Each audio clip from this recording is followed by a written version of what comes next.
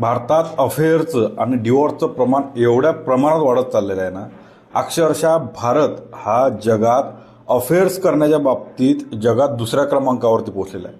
म्हणजे त्यात सगळ्यात मोठा जो वाटा आहे तो आय टी सेक्टरचा आहे. मुंबई पुण्यासारखी मोठी जी मेट्रो सिटीज आहेत अशा शहरांमध्ये जी ऑफिस कल्चर आहे आणि तिथं अफेअर्स होण्याचं हे प्रमाण भारतात हे जगात 2 नंबरवरती आहे.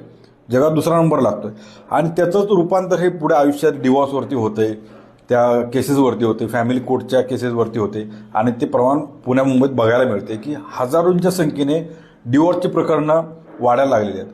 काय असतं, नेमक्या काहीतरी गोष्टी असतात, म्हणजे क्षणिक सुखासाठी आपण अफेअर्स करतो आणि ऑफिस कल्चरमध्ये हे बहुतांश वाढत चाललेलं आहे. काहीतरी आपल्याला सुट्ट्या मिळायला पाहिजेत ऑफिस कल्चरमध्ये किंवा काहीतरी चांगलं प्रमोशन मिळालं पाहिजे. ह्या अशा गोष्टींसाठी जे वाढत चाललेलं अफेअर्स आहेत ना, याचा आकडेवारी अहवाल आले आहेत त्याचे आणि त्या अहवालानुसार बोलतोय. त्या अहवालानुसार भारत दुसऱ्या याच्यावर पोचणं म्हणजे ही सगळ्या शोकांतिक आहे. मित्रांनो, तर संसार टिकवायचा असेल किंवा अशा गोष्टी जर करायच्या असेल तर अफेअर्स करून काही होत नाही आणि ऑफिस कल्चरमध्ये असणार अफेअर हे काय आयुष्यभर टिकत नाही. पण त्याच्यामुळं तुमच्या आयुष्यावर, तुमच्या वैवाहिक आयुष्यावर एवढा परिणाम होतो की तुम्हाला डिवोर्स घ्यावा लागतो. आयुष्य तिथून छिन्नविछिन्न प्रकारे बदलत जातं.